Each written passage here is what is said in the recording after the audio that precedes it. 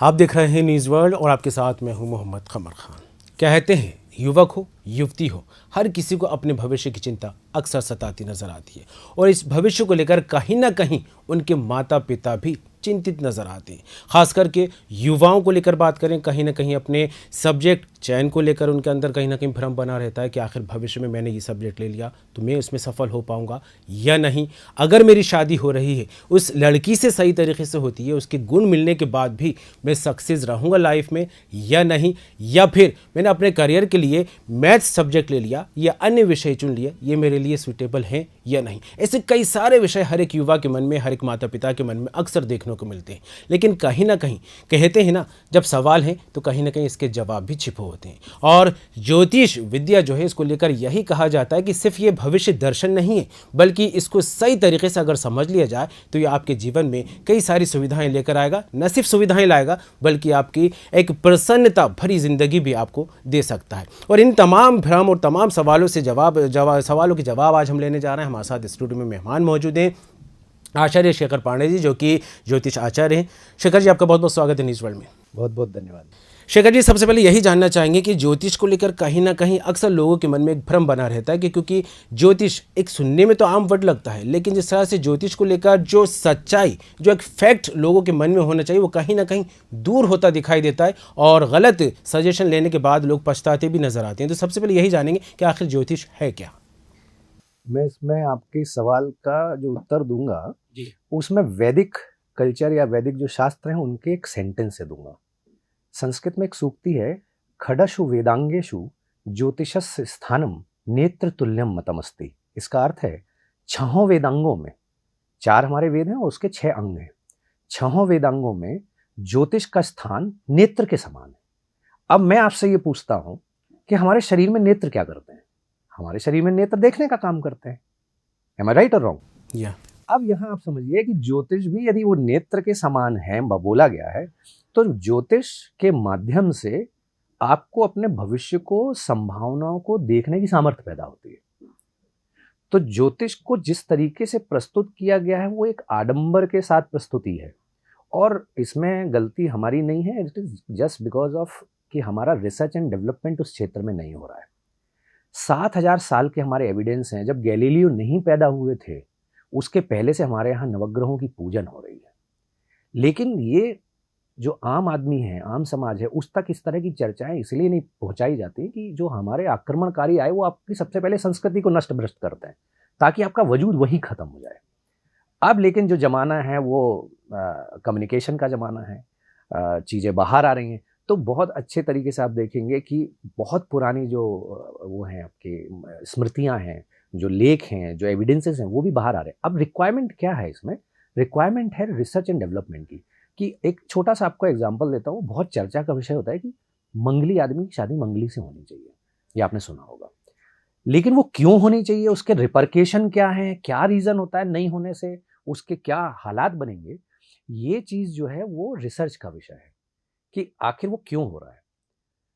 अब पिछले कई सालों में हम देखें तो वैदिक कल्चर को लेके अनुसंधान हो ही नहीं रहे हैं। तो जब अनुसंधान नहीं हो रहे हैं तो उससे संबंधित हम एविडेंस भी क्रिएट नहीं कर पा रहे, क्लिनिकल एविडेंस जिसको कहते हैं। आपको याद होगा कि जब आप छोटे रहे होंगे उस जमाने में एमबीबीएस बहुत बड़ी तोप होता था। अब एमबीबीएस के बाद आप देखिए एमडी आ गया, डीएम आ गया, और मतलब अभी मैं बीच में सुन रहा था कि रेटिना स्पेशलिस्ट, पहले आई स्पेशलिस्ट होता था, अब रेटिना स्पेशलिस्ट अलग है, कार्निया स्पेशलिस्ट। कैसे हुआ ये संभव? ये संभव हुआ अनुसंधान कार्यों से। धीरे धीरे अनुसंधान हुआ, विकास हुआ और हम आज इस स्थिति पे हैं। तो आज सरकार को या समाज को ये चाहिए, जो प्रबुद्ध वर्ग है उसको चाहिए कि इसको रिसर्च वर्क की तरफ ज़्यादा फोकस किया जाए ताकि हम समाज में बेहतर से बेहतर कम्युनिकेट और बेहतर से बेहतर सुविधाएं एविडेंस के साथ दे सकें। आप क्रोसिन खाने के पहले, आप पैरासीटामोल खाने के पहले आपको डाउट नहीं होता, क्योंकि पैरासीटामोल जब मार्केट में आई उसके पहले लंबे अनुसंधान प्रक्रिया से गुजर के आई है कि इसका मानव जीवन पर क्या प्रभाव पड़ेगा, इसका शरीर पे क्या प्रभाव होगा, दुष्प्रभाव क्या होगा, तब जाके वो आई। तो सेम चीज वैदिक कल्चर के जो विषय है, ज्योतिष है, वास्तु है, आयुर्वेद है, स्थापत्य है। आयुर्वेद को लेकर तो अभी बहुत जबरदस्त क्रेज आया है आफ्टर कोरोना कि आयुर्वेद को बड़ा, गुरुजी हमारे बड़ा अच्छा शेर कहते थे कि जब तक बिका न था कोई मुझे पूछता न था, तूने मुझे खरीद कर अनमोल कर दिया।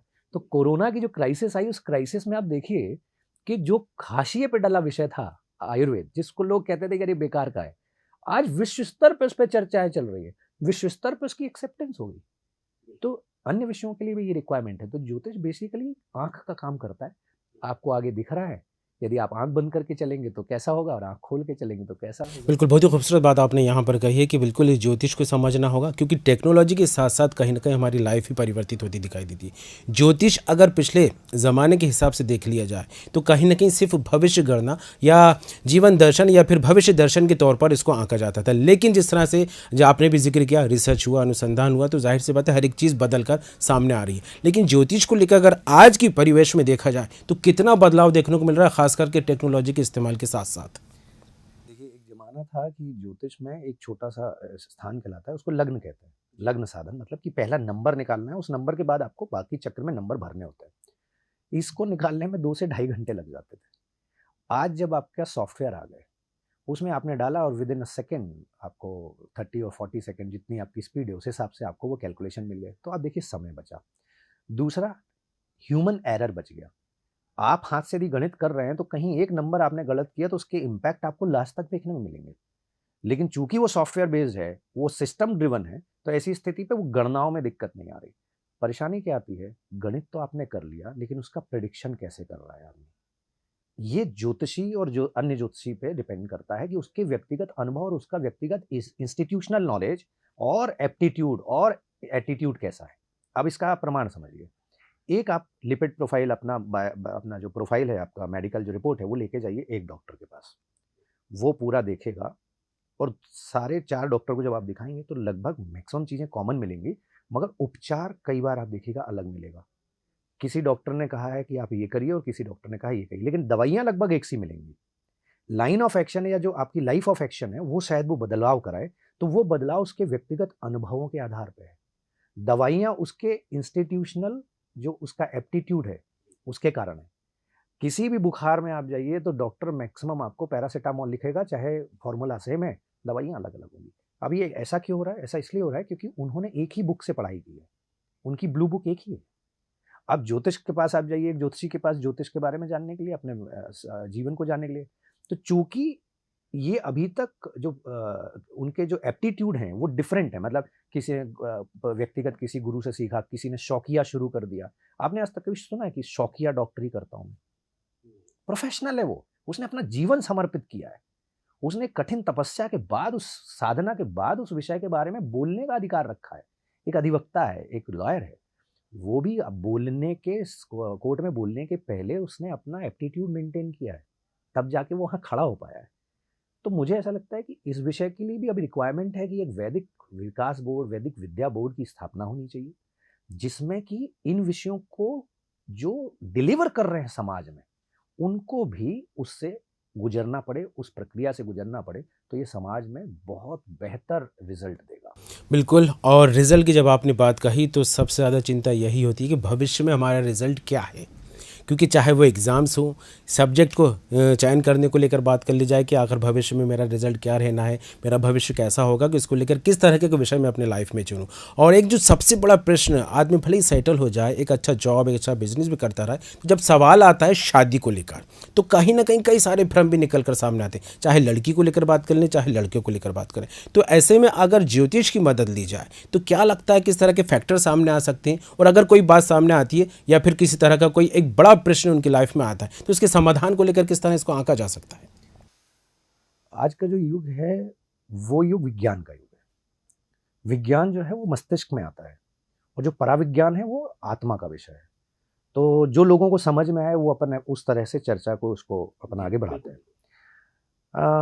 एक व्यक्ति जब पैदा हुआ, एक बच्चा जब पैदा हुआ, उसको विटामिन डी की डिफॉर्मेशन थी, है ना, या कैल्शियम की डिफॉर्मेशन थी, उसको निमोनिया था, कफ का प्रॉब्लम था। अब क्या इसमें कोई एडिटिंग हो सकती है? नहीं हो सकती। लेकिन just because of research and development उसको ऐसी चीजें, ऐसी दवाइयां, ऐसी व्यवस्था दी गई कि वो उससे रिकवर कर गया। राइट?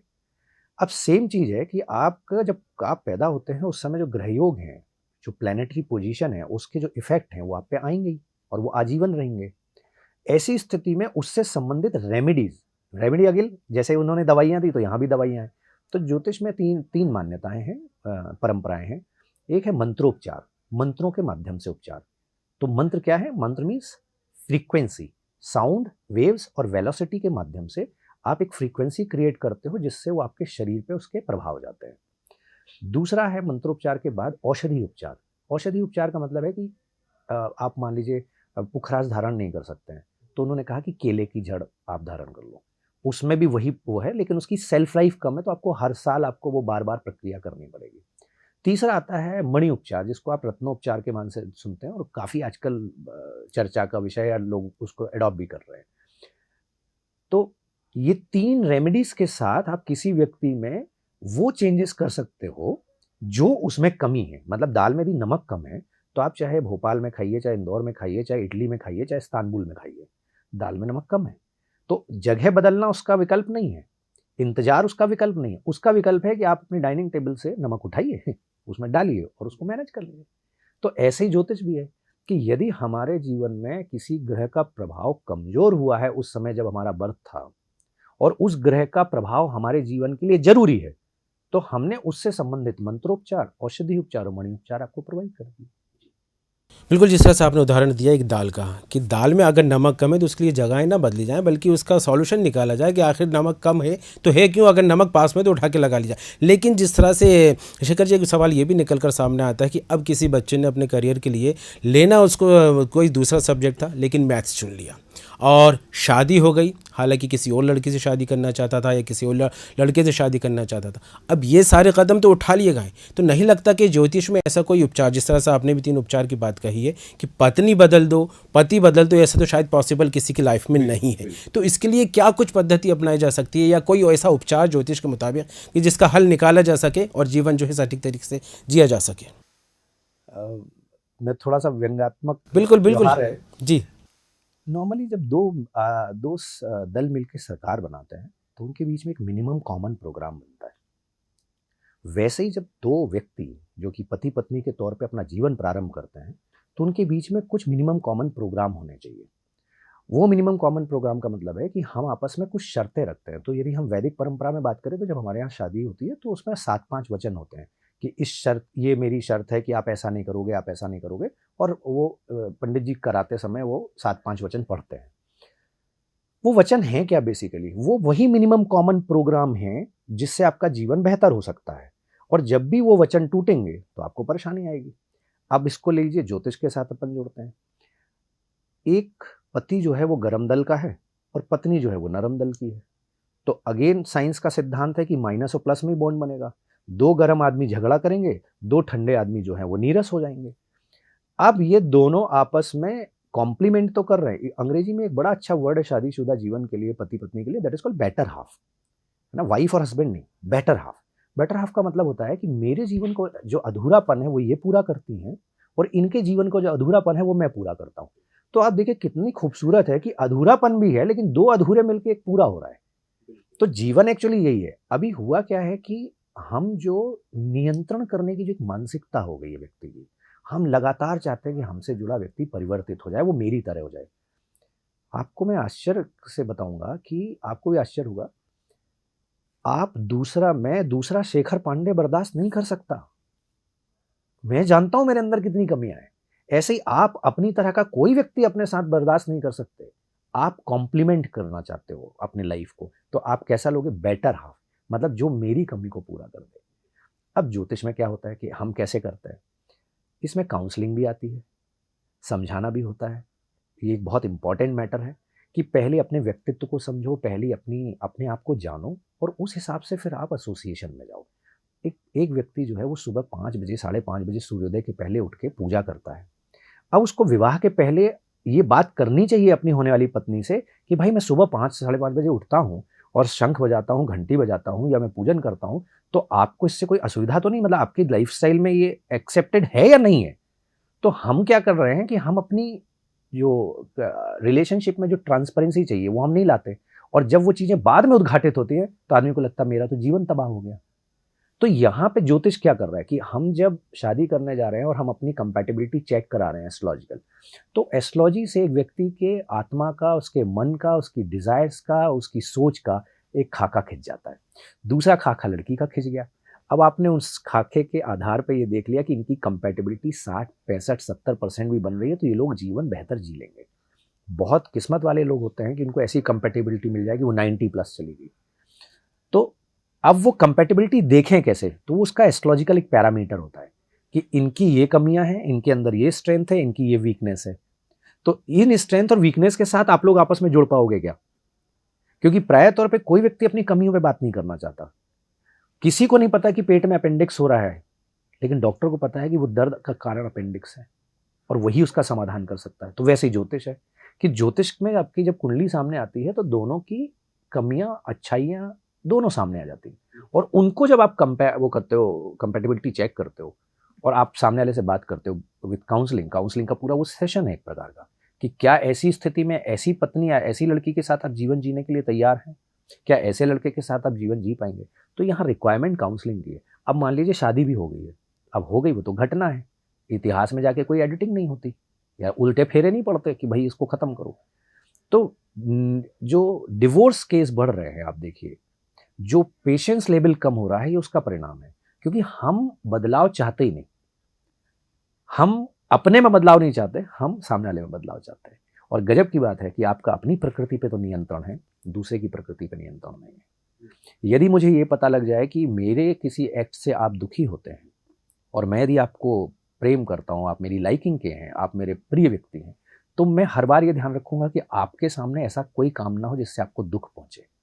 तो ये कहलाता है एडजस्टमेंट एंड सेक्रीफाइस। एडजस्टमेंट और सेक्रीफाइस जब नहीं होता, तब तीसरा एक वर्ड आता है अंग्रेजी का, दैट इज कॉम्प्रोमाइज। और कॉम्प्रोमाइजिंग लाइफ जीवन में सबसे बुरी है। तो मैं कहूंगा आप सेक्रीफाइस मत करो, आप कॉम्प्रोमाइज मत करो, बट आप एडजस्ट कर सकते हो, क्योंकि अब वो जीवन मिल चुका है, उसको जीना इसी से ऐसी तरीके से है। आप चाहे आप रो के बिता लो और चाहे हंस के बिता लो। बिल्कुल। और जिस तरह से आपने बात भी कही कि एक ट्यूनिंग मैच होना भी बेहद ज़रूरी है, किसी भी व्यक्ति को लेकर बात कर लें। लेकिन ये दो आपस में व्यक्तियों को लेकर बात हो गई, लेकिन कभी कभी कुछ लम्हे, कुछ वक्त ऐसा आता है कि सडनली डिसीज़न लेना पड़ जाता है हमको, और सडनली जब डिसीज़न लिया जाता है उसके बाद कहीं ना कहीं कुछ लोगों के हिस्से में खुशियाँ तो आ ही जाती हैं, कुछ के हिस्से में जो है दुख भी आती हैं। तो कहीं ना कहीं इस बात को लेकर हमेशा ज़िंदगी भर पछताता रहता है कि काश मैंने ऐसा ना किया होता तो शायद आज मेरे साथ ऐसा नहीं होता। तो क्या लगता है, जब सडनली डिसीज़न लेने की ऐसी बात आती है तो इन फ्यूचर जब कोई गलती या कुछ एक अपने पछतावे पर, जो गलती पर जो पछतावा यहाँ पर होता दिखाई देता है शेखर जी, तो क्या लगता है ज्योतिष के माध्यम से उसका कहीं ना कहीं समाधान निकाला जा सकता है? बहुत आसानी से निकाला जा सकता है। वो है, अगेन मैं आपको कहूँगा, वो कहलाता है काउंसलिंग। काउंसलिंग कैसी है, कैसे भगवान राम जब पैदा हुए तो आप देखिए कि उन्होंने जीवन में सिर्फ कष्ट उठाया। उनके जीवन में जितने कष्ट थे, आप एक देखिए, एक सामान्य व्यक्ति सोच भी नहीं सकता, और इसीलिए शायद रामचरितमानस लिखी गई। उसी जगह देखिए द्वापर में भगवान कृष्ण आए, उन्होंने सगे भाई से सगे भाई को मरवा दिया कि धर्म की बात है, ये न्याय की बात है। तो दोनों एक आइडियोलॉजी है और दोनों डिफरेंट हैं। तो अब सेम चीज होती है कि जब आप अपने जीवन में कोई काम कर चुके हो तो उससे आपको अनुभव प्राप्त होंगे कि ये अच्छा था अनुभव या बुरा था। अनुभव बुरे होंगे, इस डर से आप प्रयोग करना बंद नहीं कर सकते, क्योंकि तो जीवन है, आपको हर दिन एक नया प्रयोग करना पड़ेगा, हर दिन आपको प्रयास करना पड़ेगा, और वो प्रयास से होगा क्या, आपको अनुभव प्राप्त होंगे। एडिसन से जब ये कहा गया कि साहब आप अपने 900 से ज़्यादा बार प्रैक्टिकल में फेल हुए तो अपनी फेलियर के बारे में बताइए, तो बड़ी विनम्रता से कहते हैं कि नहीं मेरे दोस्त, मैं 900 ऐसे तरीके जानता हूँ जिससे बल्ब नहीं बनता, और उन्हीं 900 तरीकों के कारण मुझे वो एक तरीका भी पता है जिससे बल्ब बनता है। तो जीवन भी तो प्रयोगशाला है, आपके पास विकल्प क्या है। तो मान लीजिए आपसे कोई गलती हो गई है, तो उस गलती को इतिहास में जाके आप नहीं सुधार सकते, लेकिन उसके रिपरकेशन जो आपको भविष्य में मिल रहे हैं आप उस पर नियंत्रण कर सकते हो। जो यात्रा आप जी चुके हो, जो यात्रा आप कर चुके हो, आप उसमें कुछ नहीं कर सकते, लेकिन भविष्य की यात्रा पे डूज और डोंट्स डिसाइड कर सकते हो कि भविष्य में ये चीजें ना हो और ये चीज हो, ताकि गलती रिपीट ना हो। और इसमें ज्योतिष मदद करता है, इसमें दोनों की कंपैटिबिलिटी को एस्टैब्लिश करने में वो सहायता देता है। वे अगेन जो मैंने आपको बताया कि वो तीनों उपचार हैं, इसमें उपचार के अलावा कोई विकल्प नहीं है, ये तीन ही उपचार हैं। कि एक डॉक्टर को दवाई भी खिलानी होगी तो उसके पहले वो डायग्नोस्टिक सेंटर आपको भेज के पहले आपका चेक कराएगा, देन आप उसके बाद डिसाइड करेगा कि आपको क्या दवाइयाँ, आपका शरीर किस लायक है। यहाँ भी सेम है, लेकिन ये संभावना है। इवन आपको बताया, अभी आपने एक प्रश्न किया था बीच में, वो छूट गया हमारा, कि करियर, आज एक बच्चा कैसे डिसाइड करता है कि हमको फलाना विषय चुनना है? वो आप देखिए बाहरी दबाव में है। कितने बच्चे ऐसे होते हैं जो हठी होते हैं, जिद्दी होते हैं कि नहीं मैं तो यही पढ़ूंगा, मैं तो यही करूंगा। जिनके पास वो हठ है, वो जिद है, इसका मतलब उनका आत्मबल बड़ा है। उनके की प्लैनेट उनकी कुंडली में बहुत स्ट्रांग है कि वो आसपास उनको कोई फर्क नहीं पड़ रहा कि आप क्या बोल रहे हो, हमको तो यही काम करना है। अब जो जिनका आत्मबल कमजोर है, कुंडली में आत्म तत्व का जो भाव है, आत्मबल का जो भाव है, सोल स्ट्रेंथ के लिए रिस्पॉन्सिबल है जो, यदि वो कमजोर है तो वो क्या करेगा? दोस्तों के साथ खड़ा हुआ, बोले मैं इंजीनियरिंग करने जा रहा हूँ, तो उसने फादर से बात कर ली कि भाई हम भी पापा इंजीनियरिंग करेंगे। अब वो इंजीनियरिंग करने तो चला गया, लेकिन उसके अंदर नेचुरल एप्टीट्यूड तो था ही नहीं, तो वहां सर्वाइव नहीं कर पाता। फिर वो वहां ड्रॉप करता, फिर कुछ नया ढूंढता, फिर वो ड्रॉप करता, कुछ नया ढूंढता। अब यहाँ पे ज्योतिष बड़ा जोरदार रोल प्ले करता है। आपके natural aptitude, I am talking about natural aptitude. Natural aptitude का मतलब प्रकृति ने आपको जिन योग्यताओं से आपको नवाजा है, उस योग्यताओं को ज्योतिष के माध्यम से आइडेंटिफाई किया जा सकता है और उसी क्षेत्र में आपको मार्गदर्शन दिया जा सकता है कि आप जो है वो सर्विस इंडस्ट्री की तरफ जा सकते हैं, कि आप जो है व्यवसायी के तौर पे जा सकते हैं, आप एक सेना में आप भर्ती हो सकते हैं, मतलब यूनिफॉर्म फोर्स में। तो एक रुझान मिलता है basis on planetary position and their impacts. तो ये बहुत बड़ा रोल प्ले करता है। शेखर जी, जिस तरह से आपने एक बात कही कि कोई मरीज़ अगर डॉक्टर के पास जाता है तो सबसे पहले डॉक्टर उसको देखता है, चेकअप करता है, फिर डायग्नोस्टिक सेंटर भी पहुंचाता है ताकि रिपोर्ट क्या आ रही है उसके हिसाब से उसका आगे का उपचार किया जाए। तो मेरे हिसाब से जो मैं सोच रहा हूँ ज्योतिष को लेकर, नहीं लगता कि कहीं ना कहीं डायग्नोस्टिक सेंटर और इंसान की लाइफ में जो है ग्रह उसके लिए डायग्नोस्टिक सेंटर होते हैं, खास करके भविष्य के लिए। तो इसको क्या आंका जा सकता है इस तरह से? हाँ सर, बिल्कुल। देखिए, जैसे इसका मैं आपको एक मतलब एक प्रूवन आपको एग्जांपल देता हूँ। इस पूरी दुनिया में जितना विज्ञान में काम चल रहा है, ये साबित हो चुका है कि जो हाई टाइड और लो टाइड आते हैं, जो ज्वार भाटे आते हैं समुद्र में, उसका मूल कारण चंद्रमा है। जब पूर्णिमा आती है तो हाई टाइड आते हैं, जब अमावस्या आती है तो लो टाइड आते हैं। हमारे ऋषि मुनि और जो वैदिक कल्चर के विद्वान थे, वो जमाने पहले लिख गए कि चंद्रमा जो है वो जल तत्व को प्रभावित करता है। चंद्रमा मन सो जाता है, चंद्रमा मन का कारक है। तो जैसे जल में उथल पुथल होती है, वैसे ही तो मन में उथल पुथल होती है। अब चंद्रमा की यदि कोई ऐसी परिस्थिति बन रही है जिसमें आपके मन में उथल पुथल होने वाली है और उसको समझने वाला व्यक्ति आपके साथ है, मेंटर आपका साथ है, आपका ज्योतिषी आपके साथ है, तो वो ये बता देगा कि आने वाले 2.5 दिनों या 5 दिनों में आप कोई निर्णय मत लीजिएगा, चाहे कितनी कुछ हो। अब जब आपको गाइडेंस मिल गई है तो आप अपने दिमाग में रख के चलेंगे कि मुझे इस समय नहीं करना क्योंकि अनुकूल नहीं है। हाई टाइड है तो गवर्नमेंट कहती है ना सी कोस्ट पे कि भाई आप समुद्र में नाव लेके ना जाएं, इससे हानि हो सकती है। और उसके बाद भी आप समुद्र में लेके नाव उतर रहे हो, तो इट्स योर चॉइस। आपकी वाली बात से मुझे वो बात याद आ रही है आचार्य जी कि जिस तरह से आपने कहा कि सरकार ने इस बात को लेकर अनाउंस कर दिया कि भाई मौसम ऐसा चल रहा है, इसलिए आपके लिए जो ये मौसम सूटेबल नहीं हो सकता, इसलिए नाव ना लेके जाएं या बाहर ना निकलें।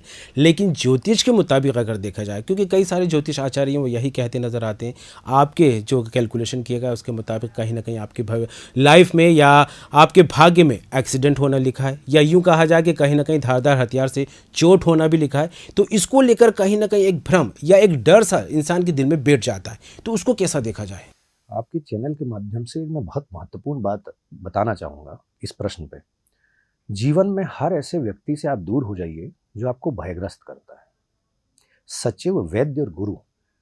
सचिव मतलब legal adviser, financial adviser, any kind of adviser. वैद्य मतलब डॉक्टर और गुरु मतलब मेंटर, गुरु। ये लोग बूस्टर हैं, ये आपको निचोड़ने का काम नहीं कर सकते। यदि ये व्यक्ति हमें समस्या बता रहे हैं भयग्रस्त करने के लिए, तो हमें इनसे दूर होना है। यदि यही व्यक्ति हमें समस्या बता रहे हैं कि ये समस्या है और इसका समाधान ये है कि आप अपने आप को तैयार रख सकते हैं, जैसे कि यदि आपका समय आने वाले समय में अनुकूल नहीं है तो उसके साथ अनुकूलता कैसे स्थापित की जाए, तो हमें अपने जीवन में उन लोगों को एसोसिएट करना चाहिए, उनके साथ आपको रहना चाहिए जो परेशानी तो बता रहे हैं कि ये दिखती है लेकिन इसका सॉल्यूशन ये है, और आप अपनी रूटीन लाइफ में ऐसा करिए। बिल्कुल। और एक शुरुआत में आपने एक बात कही थी कि कहीं न कहीं इंसान की लाइफ में प्रोफ़ेशन को लेकर बात कर लें या फिर शौकिया तौर पर कोई कदम उठाने को लेकर बात कर लें। आपको भी 27 साल जो है ज्योतिष के क्षेत्र में यहाँ पर होते दिखाई दे रहा हूँ, काफ़ी सफल रहे हैं 27 साल। इस बीच आपने कई सारे तरीके से जो है रिसर्च भी किया है ज्योतिष पर और कई सारी चीज़ों को लेकर अनुभव महसूस करते हुए लोगों को सही सटीक सजेशन भी यहाँ पर दिए। तो क्या लगता है 27 साल के आपके इस सफ़र में जो प्रोफेशन की बात हो या फिर शौकिया तौर पर अगर बात की जाए तो उसको कैसे आंकने को देखा है, आप किस तरह से आंका है आपने? देखिए, जो प्रेम शब्द है वो प्रेम किसी व्यक्ति बस से नहीं होता, आपको विषय से भी होता है। जब आपको किसी विषय से प्रेम हो जाता है तो वो जब आप उसमें समय बिताते हो तो पहला चीज़ तो समय का पता ही नहीं लगता कि कब सुबह हो गई, कब शाम हो गई, खाना खाया या नहीं खाया। ये प्रेम है। तो जीवन में जब आप किसी विषय से प्रेम करते हो और आप उसमें डूबे रहते हो तो वही विषय आपको नए नए आयाम दिखाता है। तो मैं अपने जीवन में भी कहूँ कि मेरे बैकग्राउंड में जो है वो ज्योतिष एक्चुअली हमारे पिता, बाबा, परबाबा और एंसेस्टर जो थे उनसे हमको आया। उसी को इंस्टीट्यूशनल हमने सपोर्ट लिया, मतलब उसी से ग्रेजुएशन ज्योतिष में किया, पोस्ट ग्रेजुएशन ज्योतिष में किया और डिजर्टेशंस लिखे। तो इससे होता क्या कि एविडेंस क्रिएट होते हैं और आज का जो युग है वो प्रमाण मांगता है। तो हम इसीलिए आपके चैनल के माध्यम से चाहते हैं कि सरकार को इस बारे में सोचना चाहिए कि हम इस विषय को लेके भी एक क्राइटेरिया डिसाइड करें, एक वैदिक विद्या बोर्ड की स्थापना करें जिसके माध्यम से, क्योंकि अल्टीमेटली आप जो प्रजा है, मीन्स जो जनता है, जनता तक कोई भी चीज़ यदि जा रही है तो वो माध्यम फिल्टर होके जानी चाहिए। ऐसा तो नहीं कि ना जाए। अब आप देखिए कितने ऐड आते हैं पेपरों में कि ये वशीकरण करिए, वो करिए, फलाना करिए। अब ये हो क्या रहा है? ये मिथ है। आप किसी को प्रयास करके अपने साथ आजीवन जोड़ के नहीं रख सकते। आप उसको किसी बंधन में बांध के आजीवन जोड़ के नहीं रख सकते, क्योंकि वो तो बंधा हुआ है। जिस दिन वो बंधन से मुक्त होगा उस दिन आपसे टूट जाएगा। तो ये जो चीजें हो रही हैं समाज में, जो एक मिथ फैल रहे हैं, इसको नियंत्रण करने की आवश्यकता है। मतलब बिल्कुल बिल्कुल अनुभव से यदि कहूँ, बिल्कुल मिथ वाकई बहुत ज़्यादा यहाँ पर न सिर्फ मिथ हुए बल्कि जिस तरह से कहा जाता है शेखर जी की झोला छाप डॉक्टर्स की तरह कहीं ना कहीं झोला छाप ज्योतिष भी अब कोने कोने में बैठे हुए यहाँ पर मिलते हैं। उनसे बचने के लिए क्या किया जाए? एक छोटा सा जवाब। हाँ, ये बड़ा बढ़िया प्रसंग है। जब आप एक डॉक्टर को दिखाने जाते हो अपने तबीयत को, तो आप एटलीस्ट उसके ना बोर्ड में देखना चाहते हो एमबीबीएस तो लिखा हो, एटलीस्ट एमबीबीएस। आजकल हालांकि आदमी एमडी और डीएम की बात करता है। तो जब आप किसी व्यक्ति से मिले, इवन मैं कहूँ कि कोई भी धर्म से जुड़ा हुआ सांप्रदायिक कोई व्यक्ति है ना, जिसको अपन क्या धर्मगुरु कहते हैं, आप किसी धर्मगुरु से भी मिले तो आप इससे ये जरूर जानने की कोशिश करें बिना संकोच के कि आपका अध्ययन अध्यापन कहाँ से है, आपने ये चीज़ कहाँ से प्राप्त की। मतलब क्योंकि देयर आर नो सर्टिफिकेशन ना। तो अब एक डॉक्टर आप देखिए कितने सम्मान के साथ उसके पीछे या राइट लेफ्ट में उसकी डिग्री, उसका कॉलेज, उसकी यूनिवर्सिटी, वो प्राउड फील करता है कि मैंने वहाँ से अचीव किया है, मैं वहाँ था। तो इस क्षेत्र में भी आप यदि किसी से भी मिलें तो उस व्यक्ति के इतिहास के बारे में जरूर जानें। और दूसरा एक सजेशन मैं जरूर दूंगा कि जिस व्यक्ति ने अपने विषय में मिनिमम 12 साल से लेकर 24 साल यदि नहीं दिए हैं, कृपया इनसे परहेज करें। ये आपके ऊपर प्रैक्टिकल कर रहे हैं, ये आपके ऊपर प्रयोग कर रहे हैं और इसका नुकसान आपको झेलना। बिल्कुल, काफ़ी अच्छा मैसेज जो है यहाँ पर आचार्य शेखर जी ने यहाँ पर दिया है कि प्रैक्टिकल करने वाले ज्योतिष आचार्यों से हमेशा बचना चाहिए, क्योंकि अगर इनके चंगुल में आप फंस गए तो कहीं ना कहीं भारी नुकसान, भविष्य संवारने के बजाय भविष्य बिगड़ सकता है। शेखर जी, आप स्टूडियो में आए, बहुत बहुत शुक्रिया तमाम चर्चा के लिए और महत्वपूर्ण जानकारी देने के लिए। तो ज्योतिष आचार्य वाकई जिस तरह से गणना करके एक सटीक जानकारी देते हैं और उसी के आधार पर अगर कदम उठाए जाएँ तो कहीं ना कहीं एक हैप्पी लाइफ आपकी ज़िंदगी में ज़रूर जुड़ती नजर आएगी। लेकिन कहीं ना कहीं एक छोटा सा गलत डिसीज़न आपको जो है दुख भी दे सकता है और एक किसी बड़ी मुसीबत में फंसा भी सकता है। लेकिन सही ज्योतिष आचार्य को पहचान कर उनके पास जाकर ही अपने भविष्य की गणना कराएं। और जिस तरह से शेखर जी ने भी ये बात कही है कि झोला छाप जो ज्योतिष आचार्य होते हैं उनसे बचना चाहिए, उनके अनुभव और उनके इतिहास को जानकारी, उनसे कुछ सजेशन लेने चाहिए। 3 तरह के इलाज का जिक्र भी यहाँ पर उन्होंने किया और किस तरह भविष्य संवारने को लेकर उचित कदम उठाए जा सकते हैं, इसको लेकर भी उन्होंने काफ़ी खूबसूरत बात यहाँ पर की है। और आज के इस खास कार्यक्रम में फिलहाल इतना ही। देखते रहिए न्यूज़ वर्ल्ड।